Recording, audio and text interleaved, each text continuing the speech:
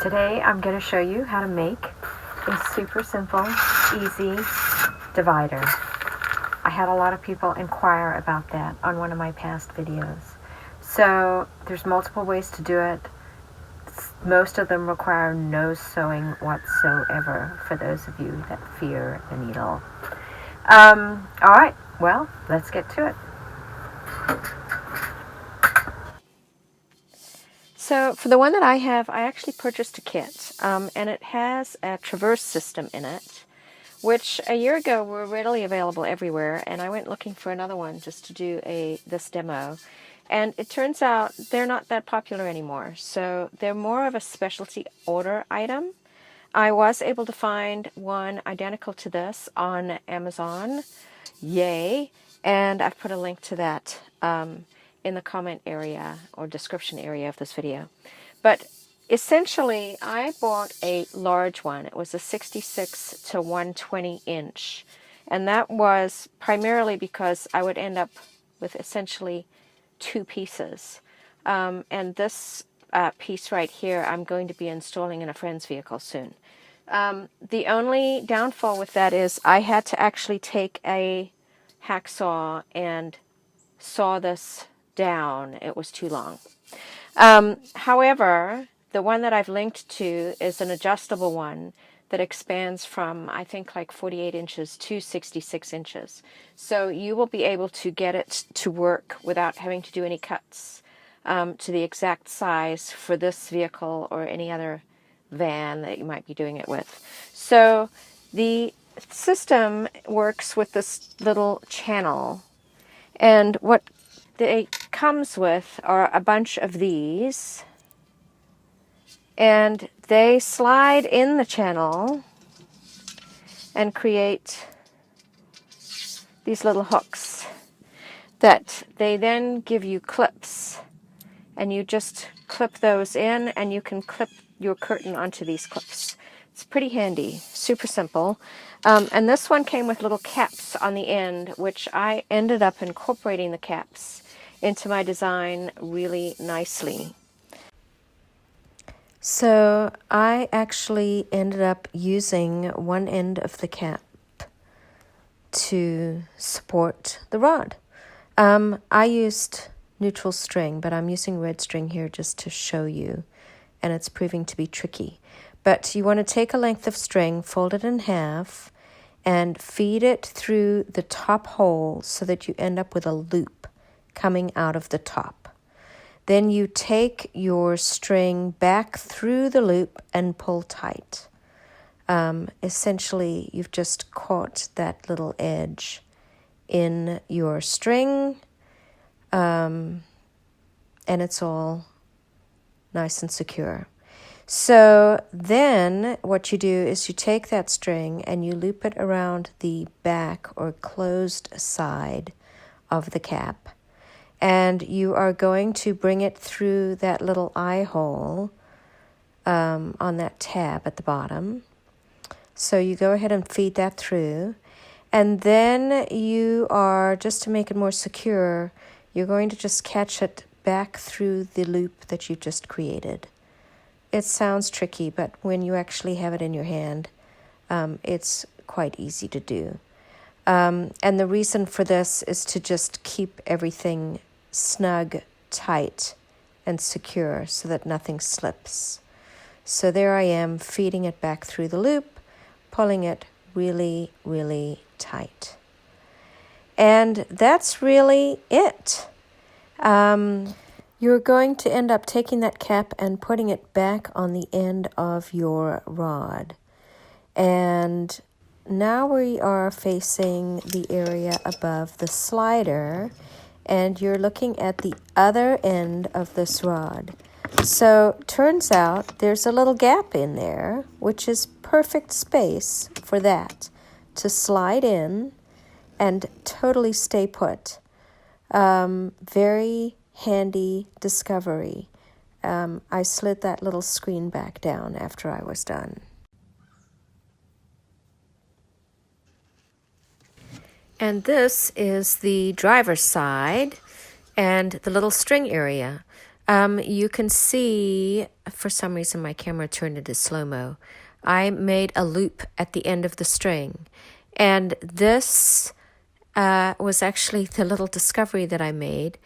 If you take that string and you feed it on the top of the divider for that little cubby, you can tie that string to the divider and it is strong enough to hold the weight of that rod and a light curtain.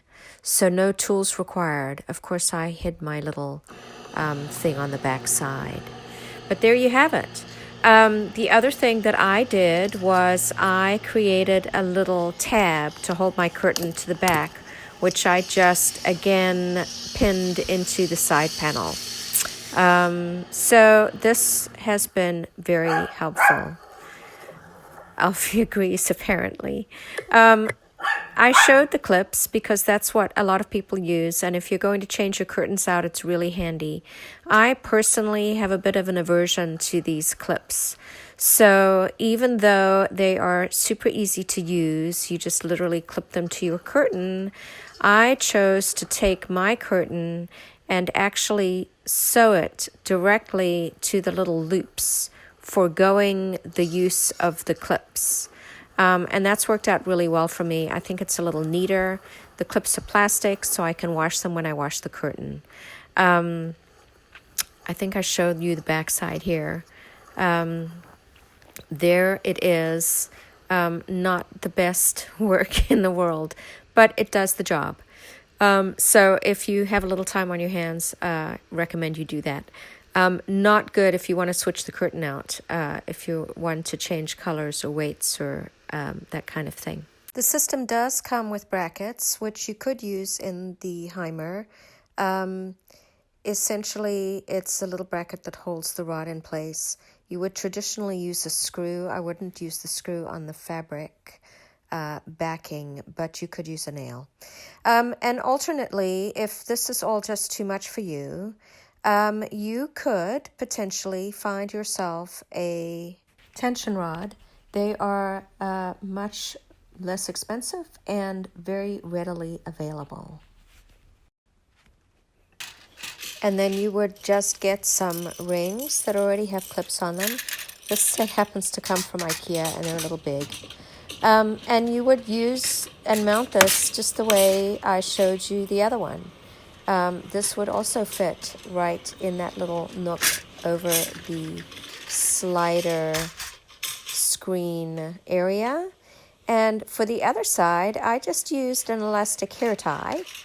I put it on the end and I took my string, in this case it's just a little bit of a ribbon, and I went and secured it under the hair tie, and that just makes sure that nothing slips out of place. And then you can literally install this tension rod in the same manner that I just showed you with the other rod. Very handy.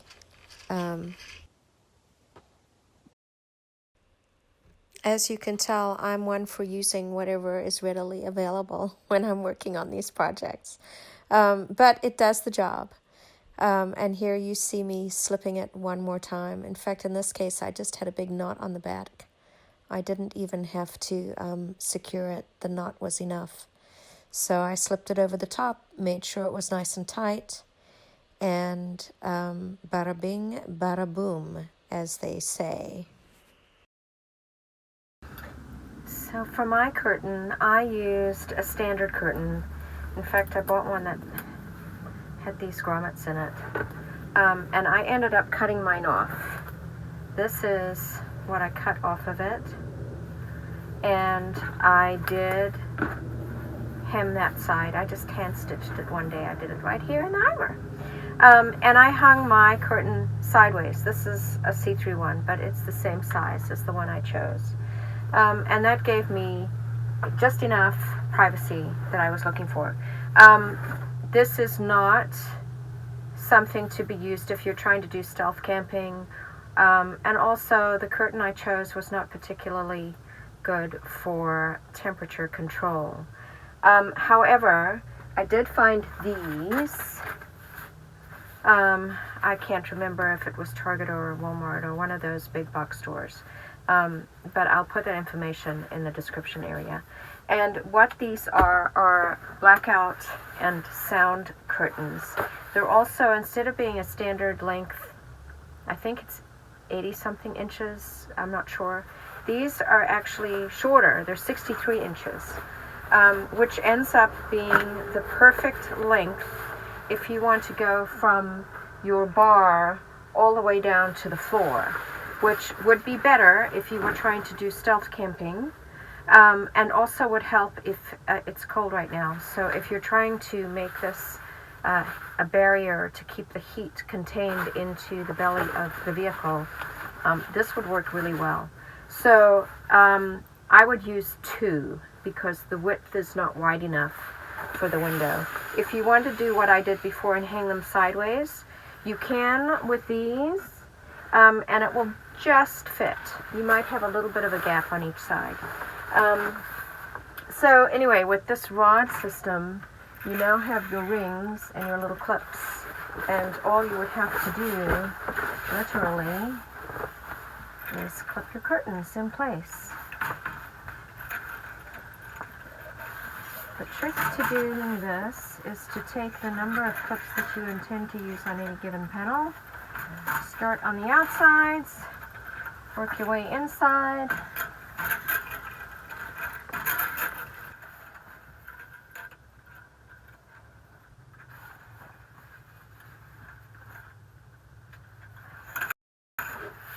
Voila! And so now you have floor to ceiling. You might want to put a little Velcro or some magnets right in the seam. Total coverage. It looks like a mess because it needs to be released a little bit with these. There, better. That works out really well. And I can tell immediately that it's going to keep out more light. It's wide enough. You're going to be able to secure it on the sides. You are not going to have a gap here. You can make this pretty tight. If you're worried about light leaks, you can just hang a little blanket or something on the top, but I don't think that's going to be a problem. I'm going to test this tonight when it gets dark. I'll do a little screenshot to see just how much light is leaking, and compare it to what I normally see when I'm using mine. So, no excuses. Super duper easy. And this next little clip is what I shot at night to just show the efficacy of light spillage. So the curtain basically shuts out a lot of light. It isn't super stealthy. If you are really trying to be totally invisible, not really going to work with full lights on inside the vehicle.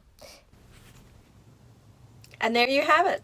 I hope you all found this helpful. Till next time, bye-bye.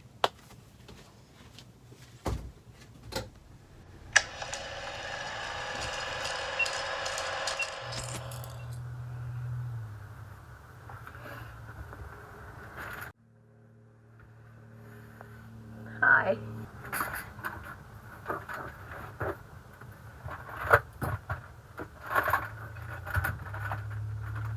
Yep, I'm trying to make a video. I'm showing everybody how to make a nice handy little curtain. Thank you. I love it.